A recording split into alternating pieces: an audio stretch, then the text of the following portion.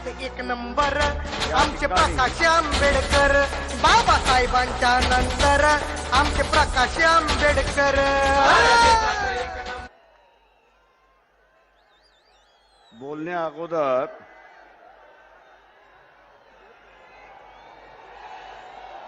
भीमा नामदेव शिंदे चेंबूरचे आहेत, लाल डोंगरचे आहेत, दोन्हीही सौ सुनंदा भीमा शिंदे इलेक्शनसाठी असणारा 1 लाखाची देणगी दिली, त्यांच्याबद्दल मी असणारा आभारी आहे।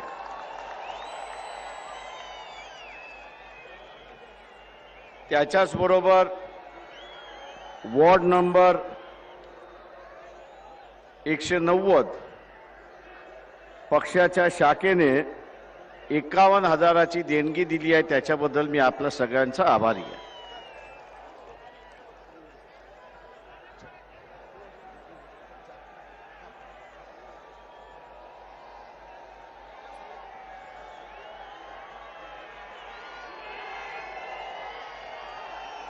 मित्रो, स्टेजच्या उजव्या बाजूला 70 वर्षानंतर या देशाची स्थिती काय आहे याचं आपण असणारं चित्रण या ठिकाणी बघतो। जे ब्रिटिशांच्या विरोधात लढले, ब्रिटिश त्यांना कधी काय पकडू शकले नाहीत, काबूत आणू शकले नाहीत,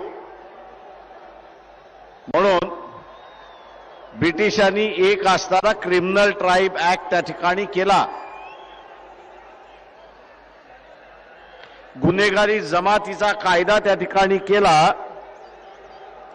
आणि या गुन्हेगारी कायद्याच्या नावाखाली या सगळ्या समूहाला स्वतःच्या गावातून उखडण्यात आलं आणि वेगवेगळ्या ठिकाणी कॅम्पांमध्ये ठेवण्यात आलं, त्यांच्या वसाहती काढण्यात आल्या। 100 वर्षानंतर गाव कुठे, आपली वस्ती कुठे याची त्यांना असणारा जाणीव नाही, माहिती नाही। 52 साली पंडित जवाहरलाल नेहरूने सोलापूरला आले आणि सोलापूरला येऊन यांचे जे बंदिस्त कॅम्प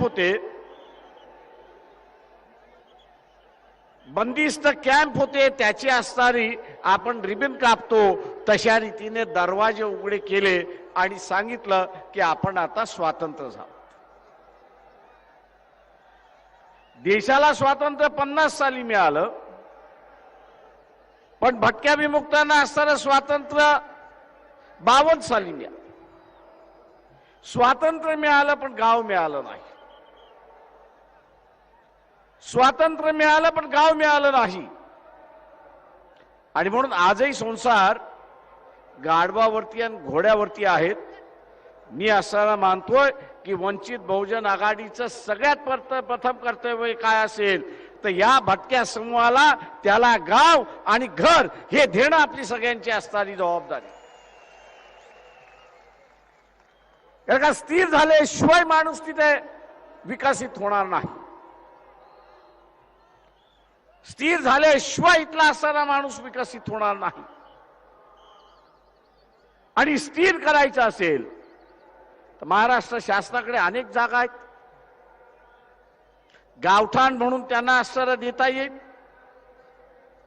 वेगवेगळ्या घरकुल योजना चालल्या, त्या वेगवेगळ्या घरकुल योजनेमार्फत घरं देता येतील। मागच्या आठवड्यात सोलापूरला एका पारधी समाजाच्या मुलाला गोळ्या घालण्यात आल्या, संशयावरनं गोळ्या घालण्यात आला, पोलिसांनी गोळ्या घातल्या। कशासाठी घातल्या कोणाला माहिती, का घातल्या हेही माहिती नाही। ते कुटुंब असणारं शिकलेलं कुटुंब आहे, पण शिकलेलं कुटुंब असूनही पारधी समाजाचं आहे म्हणून त्याला गोळ्या घालण्यात आलं. ही मानसिकता आजही या देशाची आहे, हे आपण लक्षात घ्या. आणि म्हणून मित्रो, की आज आपण असणारं सत्ता कशासाठी मागतो? आपण सत्ता कशासाठी मागतो? तो हा जो वंचित राहिलेला समूह आहे, मग भटक्यांमधला असेल, लहान ओबीसी मधला असेल, किंवा इथला असणारा अण्णाराव पाटील यांनी मांडलेला धनगर आदिवासींमधला असणारा भांडण सोडवता कसा येईल त्यांनी असणारा फॉर्म्युलाही दिला, पण कुठलाही सरकार त्याच्यावरती विचार करायला तयार नाही. मित्रो, हे प्रलंबित राहिलेले प्रश्न आहेत, प्रलंबित राहिलेले प्रश्न, आणि त्याच्यामध्ये अडकवलेला आहे. सत्ता घेऊन आपण सोडवणार आहोत. आता निवेदन द्यायला आम्ही कोणाकडे जाणार नाही. त्याला 70 वर्ष निवेदन दिली, 70 वर्ष निवेदन दिली, पण 70 वर्ष निवेदन दिल्यानंतर सुद्धा कचऱ्याच्या टोपलीशिवाय त्यांना दुसरी जागा मिळाली नाही. ही परिस्थिती आहे. मी आज असं मानेन की इथली व्यवस्था आपल्याला बदलावी, इथली व्यवस्था बदलावी. शिक्षणाचं प्रमाण वाढवायचं असेल तर स्कॉलरशिप ही द्यावी लागते. ओबीसीला द्यावी लागेल, भटक्या विमुक्ताला द्यावी लागेल, शेड्यूल कास्ट शेड्यूल ट्राईबला द्यावी लागेल.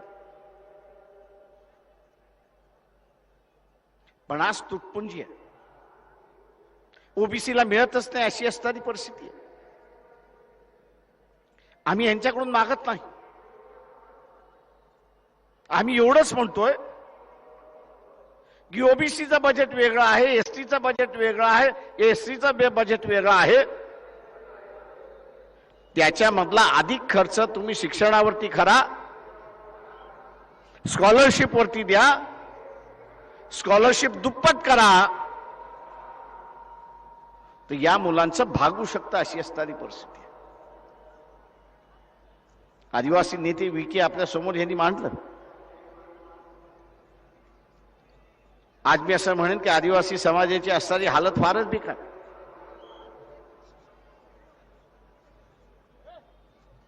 आज फारच बेकार,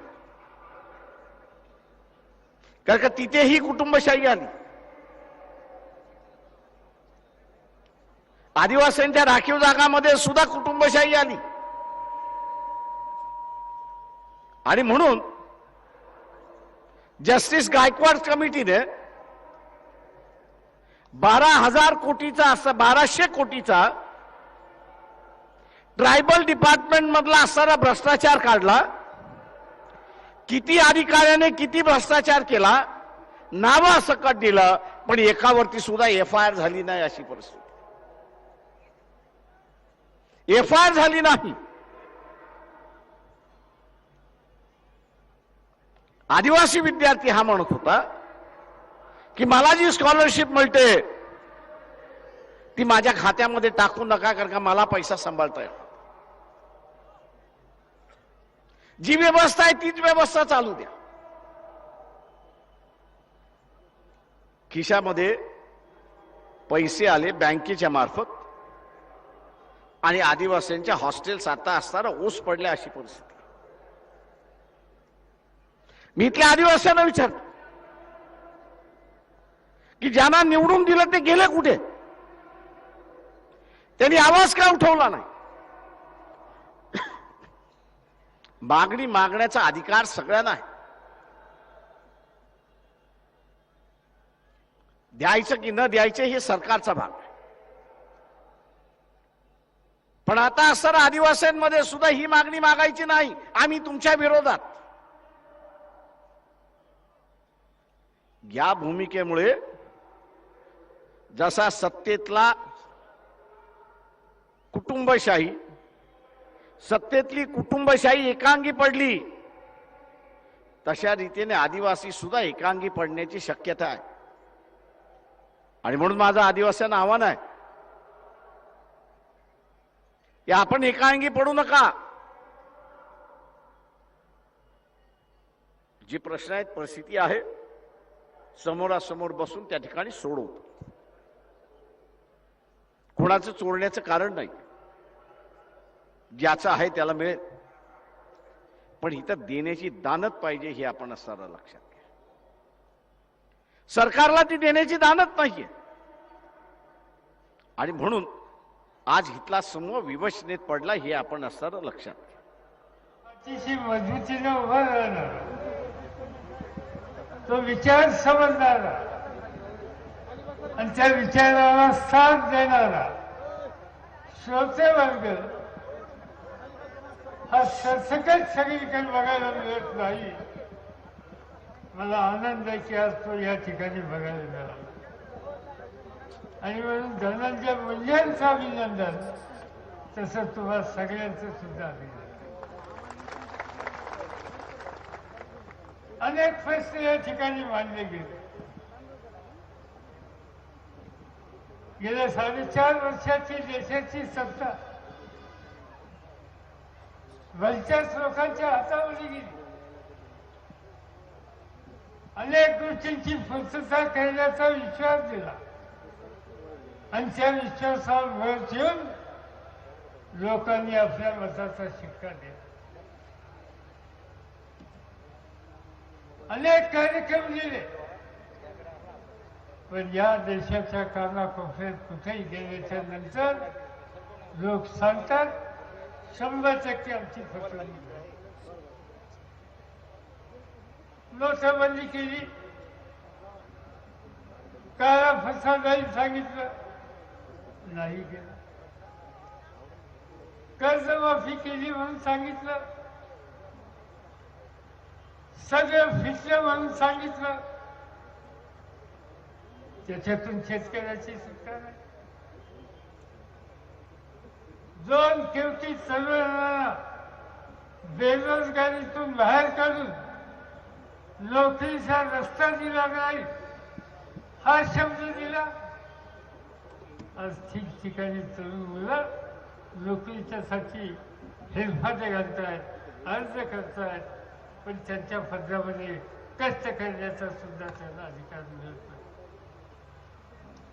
ज्याचा उल्लेख या ठिकाणी केला की देशाच्या महत्वाच्या संस्था आहेत, त्या सगळ्या संस्थांच्यावर एक प्रकारचे हल्ले होते. आणि म्हणून दिलेला शब्द कोणता फाळ? या तालुक्यामध्ये, या जिल्ह्यामध्ये, या राज्यामध्ये कष्ट करणारा धनगर समाज, त्या धनगर समाजाला आदिवासीचा दर्जा देऊ, आमच्या हातामध्ये सत्ता द्या. सत्ता आल्याच्या नंतर मंत्रिमंडळाच्या पहिल्या बैठकीमध्ये हा निकाल मी घेईन हे देवेंद्र फडणवीसांनी बारामतीला जाऊन सांगितलं. आता मंत्रिमंडळाच्या शेवटच्या बैठकीची वेळ आहे, अजूनही त्या संबंधीचा निकाल आज उद्या तुम्हाला वाचायला मिळेल. काहीतरी ठराव केला जाईल, विधानसभेत मांडला जाईल, दिल्लीला पाठवलं जाईल आणि सांगितलं जाईल की धनगर बांधवांना तुमच्या हिताचा प्रश्न मी सोडवला. त्यांची फसवणूक. मराठा समाजाला 16% आरक्षणाची गोष्ट केली, त्या संबंधीची कोर्टामध्ये केस केली. कालपर्यंत देवेंद्र फडणवीसांच्या आदेशाने जो ॲडव्होकेट जनरल म्हणून काम करत होते, आज देवेंद्र फडणवीसांच्या 16% आरक्षणाच्या विरुद्ध महाराष्ट्राच्या हायकोर्टामध्ये हा निकाल रद्दबाद करण्याच्या संबंधीची आर्ग्युमेंटरी मागणी हेच लोक या ठिकाणी करतात. मुस्लिम समाजाला पूर्वीच्या राजवटीमध्ये आरक्षण दिलं, कोर्टाने सांगितलं की आरक्षणाचा त्यांचा अधिकार आहे. भाजपच्या सरकारने सांगितलं की मुस्लिमांना आम्ही या ठिकाणी आरक्षण देणार नाही. या देशातील मुस्लिम या देशाचे नागरिक आहेत. या देशाच्या स्वातंत्र्यासाठी कष्ट केलेले, देशाच्या रक्षणाच्यासाठी किंमत देणार आहे आणि त्यांना आम्ही आरक्षण देणार नाही. कशाच्या आधारे सांगतो. आज या ठिकाणी या सगळ्या गोष्टीच्या पाठीमागे एकच गोष्ट आहे. जातीय धोरण, धर्माच्या नावानं समाजामध्ये अंतर निर्माण करून विद्वेष वाढवण्याच्या संबंधीचा प्रयत्न केला होता. साधं उदाहरण सांगतो की आपल्या देशामध्ये क्रिकेटच्या मॅचच्या संबंधी लोकांना भयंकर असतात. आणि बिल्डर असल्यामुळे जिथे जमीन मिळेल ती गिळंकृत करा.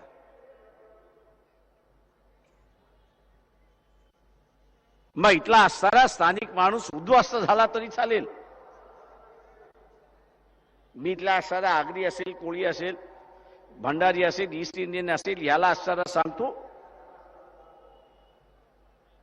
की ह्या जमिनी वाचवायच्या असतात. आम्ही लढायला तयार आहोत. वकिलांची फौज उभी करायला तयार आहोत.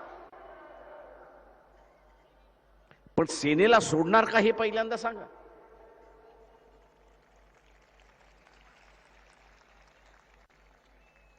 कारण का हे आगरीवाडे, कोळीवाडे, भंडाऱ्यांच्या वस्ती, आदिवासींच्या वस्ती, ईस्ट इंडियनच्या असणाऱ्या वस्त्या, 6 बिल्डर की त्यांनी डोळे ठेवलेत. लोकसभेचं इलेक्शन म्हणून जरा थांबलंय. लोकसभेचं इलेक्शन एकदा संपलं की पुन्हा जेसीपी लागल्याशिवाय राहणार नाही हे आपण असताना लक्षात घ्या. जेसीपी लागल्याशिवाय लक्षात घ्या. आपण जर वंचित बहुजन आघाडी बरोबर जोडलात, वंचित बहुजन आघाडी बरोबर आपण जोडलात, तर हे कोळीवाडे, आगरीवाडे, भंडारीवाडे हे वाचल्याशिवाय राहणार नाही हे आपण असताना लक्षात घ्या. पण प्रचार केला जातोय की इथला असणारा मुस्लिम फार बदमाश. मी इथल्या असणाऱ्या या सगळ्या वस्तीमधल्या राहणाऱ्या लोकांना विचारतो, ज्यांनी असणारा जेसीपी लावले ते कोण होते? जेसीपी लावले ते कोण होते? तो मुसलमान होता.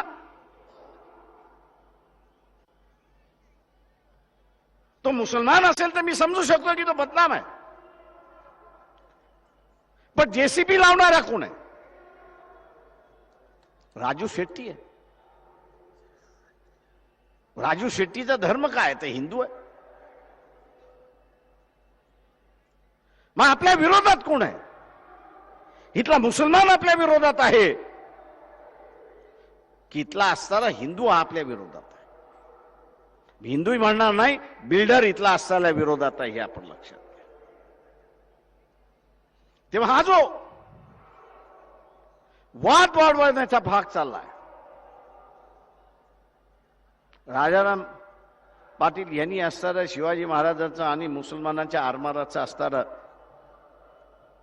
फ्रंट पेज आपल्याला या ठिकाणी दाखव. शिवाजी महाराजांच्या आरमारांमध्ये कोण होतं? इथला कोळी होता, आगरी होता. हा आगरी आणि कोळी त्यावेळेस मुसलमानाबरोबर बसून लढत होता की नव्हता?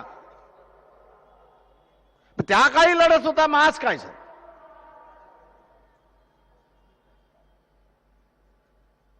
आज एवढंच झालं की मुंबईमध्ये जमीन संपली. मुंबईमध्ये जमीन संपली. आता असणाऱ्या जमिनी या गावठाणाच्या जमिनी आहेत. आणि गावठाणाच्या जमिनीमध्ये सांगितलं जात आहे की तुम्हाला असणारा 7/12 सुद्धा नाही तेव्हा तुमची मालकी नाही. त्याच जजमेंटमध्ये 1539 नमूद करण्यात आलेलं आहे की ह्या जमिनी इथल्या स्थानिक माणसाला देण्यात आलेल्या आहेत। सुप्रीम कोर्टचं जजमेंट म्हणते की ह्या जमिनी त्यांना देण्यात आलेल्या आहेत। 1880च्या कायद्याप्रमाणे त्याला मालक करण्यात आलेला आहे। आणि मग हे सरकार कसं म्हणतंय की इथला असणारा आगरी असेल, भंडारी असेल, कोळी असेल, ईस्ट इंडियन असेल, या जमिनीचा मालक नाही। हे चोरांचं सरकार आहे हे आपण लक्षात घ्या, बिल्डरांचं सरकार आहे हे आपण असणारा लक्षात घ्या। आणि म्हणून जो जो आमदार केला आणि जो जो खासदार केला बिल्डर असेल त्याला मतदान द्यायचं नाही हे आपण असणारं ठरवलं पाहिजे। बिल्डरला मतदान द्यायचं, कारण का बिल्डर हा त्याचा व्यवसाय आहे। तो आमदार आणि खासदार व्हायला बघतोय याचं कारण की त्याच्या व्यवसायाला साथ मिळावी म्हणून तो असणारा त्या ठिकाणी व्हायला बघतोय। भरमसाठ पैसा देऊन असणारा मतदान विकत घेतो आणि नंतर बेघर करायला आपल्याला त्या ठिकाणी निघतो, अशी असणारी परिस्थिती आहे। आणि म्हणून या 2019च्या निवडणुकीला आपण एक खुणगाठ बांधली पाहिजे की हे बिल्डरांच्या पार्टी, मग ती काँग्रेस असेल, मग ती राष्ट्रवादी असेल, सेना असेल किंवा बीजेपी असेल, याच्या बिल्डराच्या उमेदवाराला आम्ही मतदान करणार नाही, ही खुणगाठ आपण त्या ठिकाणी बांधली पाहिजे, हे लक्षात। मित्रो, अनेक जण म्हणतात तुम्ही सत्ता आल्यानंतर काय करणार, तर आम्ही असताना म्हणतोय की 2 गोष्टी महत्वाच्या आम्ही असणार आहे। एक म्हणजे शिक्षण मोफत करू, एक म्हणजे शिक्षण मोफत करू। 10% खर्च करायला लागले तरी आम्ही 10% खर्च करू, पण शिक्षण हे एकूण एक माणसाला मिळालं पाहिजे, दर्जेदार मिळालं पाहिजे, याची असणारी व्यवस्था आम्ही त्या ठिकाणी करू। आणि दुसरा, हा जो आलुतेदार बलुतेदार आपण असणारा म्हणतो हा कारागीर वर्ग आहे। आलुतेदार बलुतेदार आपण असणारा म्हणतो तो कारागीर वर्ग आहे। त्याच्या हातामध्ये कला आहे, पण हातामध्ये कला असली तरी बँका त्याच्या हातामध्ये नाहीत। बँका त्याच्या हातामध्ये नाहीत कारण का इथल्या मनुच्या व्यवस्थेने त्याला संपत्तीचा अधिकारच दिला नाही। आणि म्हणून हा कलाकार वर्ग स्वतःचं नवं आयुष्य त्यांनी जगावं म्हणून इथला असणारा पॅरलल बँकिंग व्यवस्था आम्ही सुरुवात करू। आजची जी बँकिंग व्यवस्था आहे, तारण असेल तर तुम्हाला कर्ज, घाण ठेवता येत असेल तर तुम्हाला कर्ज,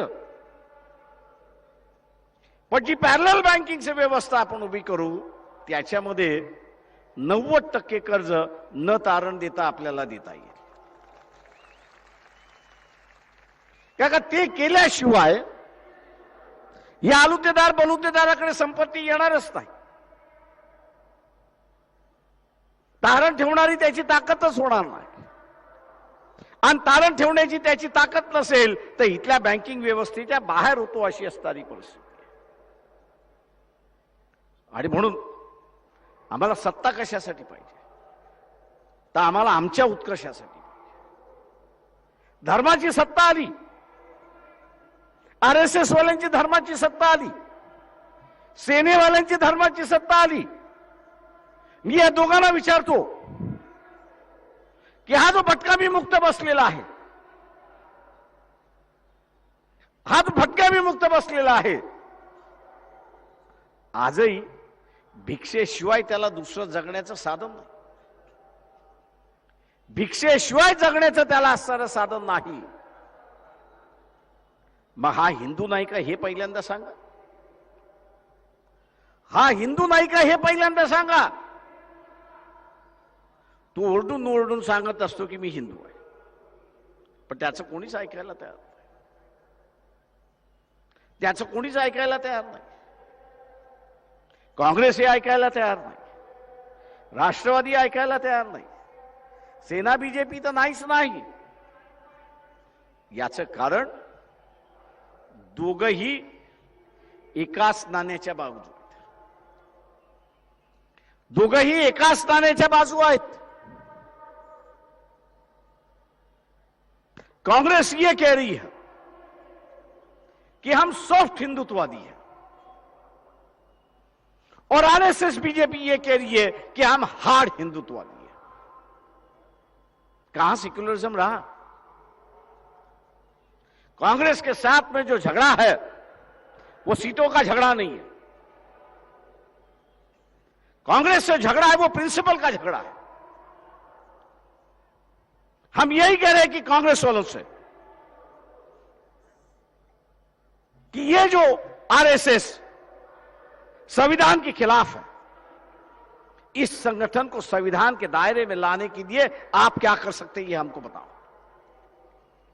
क्या इसके लिए आप लड़ने के लिए तैयार हैं? लेकिन कांग्रेस मौन है, एनसीपी मौन है, कोई कहने के लिए तैयार नहीं.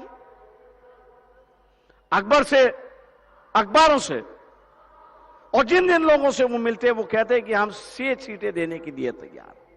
मैंने कहा कि सवाल सीटों का नहीं है, सवाल सीटों का नहीं है. बड़ी बाबा साहब की लड़ाई के बाद, महात्मा फुले की लड़ाई के बाद, श्यामू महाराज की लड़ाई के बाद मैं समझता हूं कि यहां के 50% लोगों को एक सामाजिक आजादी मिली और वही सामाजिक आजादी संविधान ने दी है. ये गारंटी कहां है? ये गारंटी कहां है कि जो कांग्रेस सॉफ्ट हिंदुत्ववादी कह रही है और राहुल गांधी अपने आप को जनोईदारी कह रहा है, दोनों का इशारा मनुवादी व्यवस्था की ओर है. महात्मा फुले से लेके बाबा साहब तक हम लोग की लड़ाई जो है इस मनुवादी व्यवस्था के खिलाफ थी और आज मिली हुई आजादी जो है वो हम बरकरार रखना चाहते हैं. चाहे फिर कांग्रेस के साथ भी लड़ना होगा तो कांग्रेस के साथ भी यहां पर लड़ेंगे. 2-4 सीटों का मैंने जैसे कहा कि सवाल दी, 2-4 सीटें देके आपको गिरा भी सकते हैं, आपका वजूद खत्म कर सकते हैं. हर बार ये जो अवाम अपने आप पे लड़ने को निकली है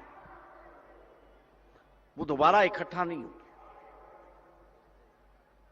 वो दोबारा इकट्ठा नहीं होगी, क्योंकि उसका विश्वास जो है हम लोग ने खो दिया हो. विश्वास जो हम लोग ने खो दिया हो. हम लोग इतना ही चाहते थे कि कांग्रेस जो सेक्युलरवादी थी उसको दोबारा कांग्रेस को सेक्युलरवादी बनाए, और इसलिए हम लोग ने कहा कि भैया ये संविधान के दायरे में लाने के लिए आप तैयार हो तो हम आपके साथ आने के लिए तैयार.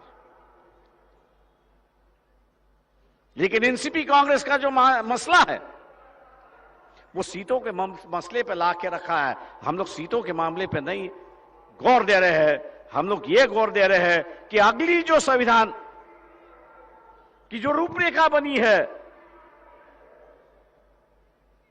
वो मनुवादी व्यवस्था बनी हुई है और दोबारा हम लोग कैद होना नहीं चाहते, दोबारा हम लोग आजादी अपनी खोना नहीं चाहते. और इसलिए मुस्लिम समाज से भी हम लोग अपील कर रहे हैं,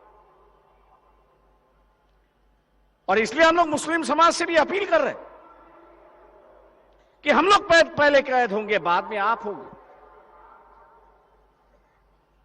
पहले यहां का जो आलूतेदार बलूतेदार समूह है उसको कैद किया जाएगा, उसके बाद में फिर मुसलमानों को कैद किया जाएगा. क्यों ना हम दोनों एक साथ में बैठ के अपनी आजादी की लड़ाई जो है और अपनी आजादी जो है बरकरार रखे. यही हम लोग अपेक्षा है कि मुस्लिम समुदाय से कर. और इसलिए दोस्तों कांग्रेस के साथ में जो हमारी डिफरेंसेस है वो सीटों का डिफरेंस नहीं है, ये आइडियोलॉजी का डिफरेंस है. कांग्रेस चाहे सॉफ्ट हो या हार्ड हो, उनका झुकाव वैदिक हिंदू की तरह है और वो हम लोग नहीं चाहते हैं। कांग्रेस अगर चाहती है कि हमारे साथ में समझौता हो तो पुरानी कांग्रेस जो सेक्युलर कांग्रेस थी उस लाइन पे कांग्रेस पे आना होगा। अगर कांग्रेस उस पर लाने के लिए तैयार है तो हम लोग दिल से कांग्रेस के साथ जाने के लिए तैयार है। आखिरी दिन तक हम लोग रुकेंगे, दरवाजा नहीं हम लोग बंद करेंगे कांग्रेस के लिए। आखिरी दिन के लिए तक हम रुकेंगे, अपना दरवाजा नहीं बंद करेंगे। लेकिन ये जो लोग हैं इनको हम लोग मायूस भी नहीं होने देंगे, ये भी इसकी बात है। क्योंकि आज ये लड़ने के लिए इतना है, अपनी आजादी बरकरार रखने के लिए इतना है। 70 साल से कह रहा है कि मैं इस्माल किया गया हूं, वो आज कह रहा है कि मैं इस्माल नहीं होगा, मैं ही सत्ता पर बैठ रहा हूं। इसलिए मौका मिलते ही लड़ने के लिए तैयार हुआ। आज मैं समझता हूं कि उसकी लड़ाई कामयाब करना ये हम लोग की सबकी जिम्मेदारी है। और अगर इसमें हम लोग कामयाब हो गए तो मान लीजिए ये आज महाराष्ट्र का सैलाब जो है, छोटे छोटे समाजों का जो सैलाब है, छोटे छोटे समाजों का जो सैलाब है, ये सिर्फ महाराष्ट्र तक सीमित नहीं रहेगा, ये महाराष्ट्र तक सीमित नहीं रहेगा, ये हर राज्य में स्प्रेड होगा। और यहां ये छोटी छोटी समाज जो है सवर्णों से ये कहता रहेगा कि भैया तू अगर मुझे सत्ता में समावेश कर रहा तो ठीक है, नहीं तो मैं आपके साथ भी लड़ने के लिए तैयार हूं। एक तरीके से महाराष्ट्र जो है एक जलवा पैदा कर रहा है, एक मूवमेंट खड़ी कर रहा है जो मूवमेंट कभी खड़ी नहीं हुई। एक नई मूवमेंट, एक नई सोच हम लोग यहां से खड़े कि जो वंचित समूह है इस देश में 40 तक का है,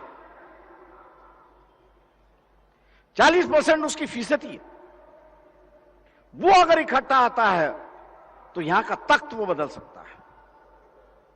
और मैं गुजारिश करता हूं यहां के मुसलमानों को, मैं यहां के मुसलमानों से गुजारिश करता हूं, आपने 70 साल कांग्रेस को मौका दिया, आपने 70 साल कांग्रेस को मौका दिया, जिसका भुगताना मुझे भी हुआ, लेकिन गिलवा नहीं है, शिकायत नहीं है, क्योंकि कुछ लोग नासमझ होते, उसको नजरअंदाज कर सकते। लेकिन आज मैं मुसलमानों से कहना चाहता हूं कि एक सैलाब उभर रहा है, उस सैलाब के साथ आप सहयोग करेंगे, साथ चलेंगे, तो मैं दावे के साथ यहां पर कहूं आरएसएस को संविधान के दायरे में लाने में कोई समय नहीं लगेगा। ये आप देखिए,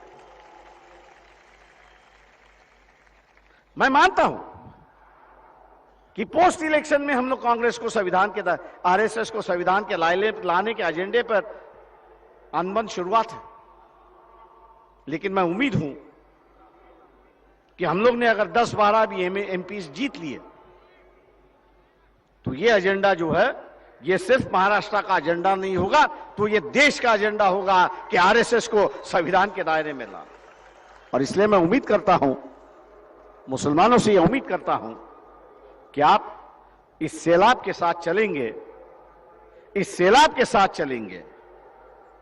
और जो मुस्लिम परिवार है जो कांग्रेस के प्रचार कर रहे हैं, उनसे हमारी तरफ से एक विनती करिए, भाई एक बार आप चुप रहिए, एक बार आप चुप रहिए, हम लोग को मौका दो इस सैलाब कामयाब होता है या नहीं होता है ये देखने का। और मैं उम्मीद करता हूं कि ये सैलाब कामयाब होगा। इन्हीं शब्दों के साथ मैं आपसे रजा लेता हूं। जय भीम, जय भारत।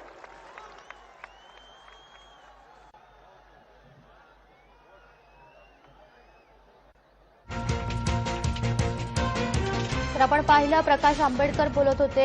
राष्ट्रवादी आघाडीमध्ये धास्ती निर्माण करणाऱ्या वंचित बहुजन आघाडीनं इथे मोठ्या प्रमाणात शक्ती प्रदर्शन केलेलं आहे। शिवाजी पार्कमध्ये मोठ्या प्रमाणामध्ये इथे गर्दी दिसून आलेली आहे। वंचित आघाडीला सत्तेत आणल्याशिवाय कोणतेही प्रश्न सुटणार नाहीत असं म्हटलेलं आहे। भाजपा काँग्रेस या एकाच नाण्याच्या दोन बाजू आहेत असं प्रकाश आंबेडकर यांनी म्हटलेलं आहे आणि सरसकट भाजपा शिवसेना युती असो किंवा काँग्रेस असो यांच्यावर टीका केलेली आहे।